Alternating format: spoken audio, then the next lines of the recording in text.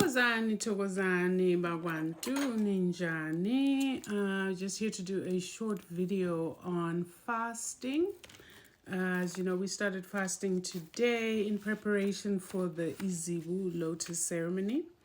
And so, just in brief, what are the benefits of fasting?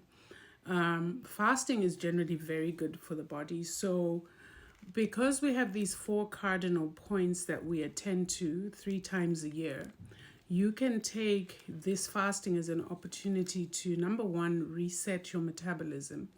Because when you fast for a certain period of time, you are shocking your body into rebooting your metabolism. What is that? Your metabolism is actually the engine that digests food and also the engine that keeps energy flowing through your body.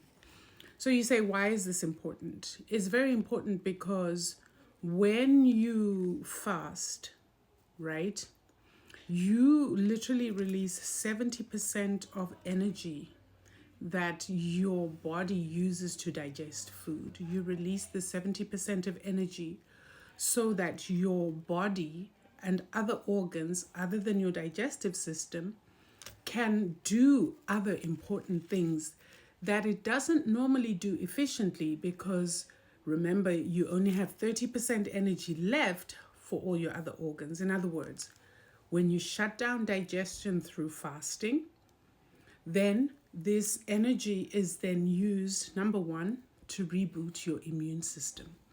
Now, your immune system is a very important part of your body, because your immune system is what actually keeps your body healthy. So in terms of the ability to fight infections and disease, also more importantly, in terms of cleaning up your cells. So in your body where you have cells that are growing abnormally, you have cells that are damaged, you have cells whose DNA is broken or damaged, you give your body an opportunity for your immune system to rev up and to go through your body, cleaning out these dead, dying, and abnormally growing cells. Why is this important?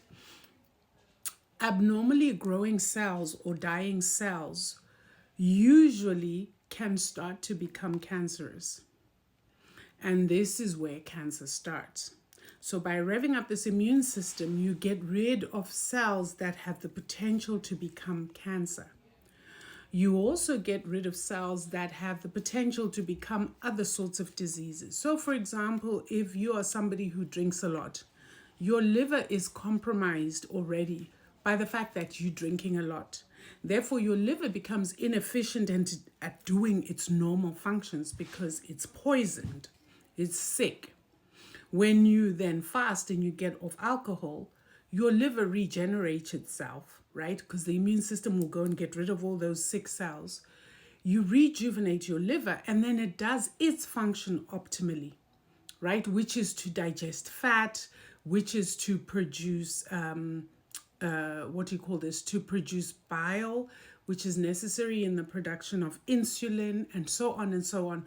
All these important functions of the body. The other thing that happens is when you fast, your body then is able to release toxins, basically, because in a lot of the food we eat, there are a lot of toxins. So when you fast, you give your cells an opportunity to release the toxins that are there. And with releasing these toxins, you release body fat. Body fat is actually there most times to capture toxins and to keep them away from your organs. So it's a body's way of trying to keep you healthy. Now, when you remove the toxins, that fat, adipose tissue, is no longer necessary. It gets flushed out as well. So a lot of people experience the nice benefit of some fat loss when they are doing their fast. Another thing is, remember, you're releasing 70% energy for use, cognitive abilities. You become very sharp when you're fasting because now you have more energy for your brain. You have more energy for your brain, therefore you think clearer, you're sharper, and this goes hand in hand with spirituality. This is why this is such a good time when you are fasting to also go inward and do some inner work and do a deep meditative work, because it assists you in being able to elevate because you're cognitively sharper. It's also a very great way of detoxing and decalcifying your pineal gland. Your pineal gland, which is really your third eye. Your pineal gland is further in the back of your head, sort of somewhere in the middle. But here is where we normally point out the third eye. So a lot of spiritual people find that when they fast, they are also spiritually very much sharper. And so they vibrate a lot higher. These are some of the benefits of fasting. And so during our fast, this is how we do it. I've got the points written down for you. Number one, we take our first meal before sunrise, right? We consume only water and fruit in between. And then your last meal is the meal that you have after sunset. Now, when we say meal, we're meaning something like ipapa lamabele, which is like whole ancient indigenous grain, and morojo being greens, right? So no meat, no excess fats, no dairy, so when I say no dairy, it means no cheese, no milk, no yogurt, none of those things that are known to have calcium, which clogs your pineal gland. And also those things are very heavy to digest. So as long as you're eating those, your body is using 70% of its energy output for digestion. You're not fasting, right?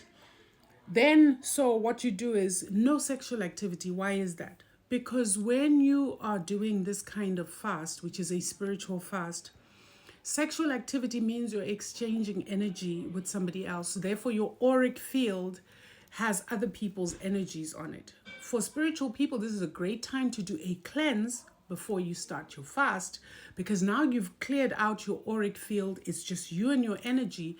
And so you're able to connect with your ancestors. You're able to connect with spirit, with your divine guides much, much, much better.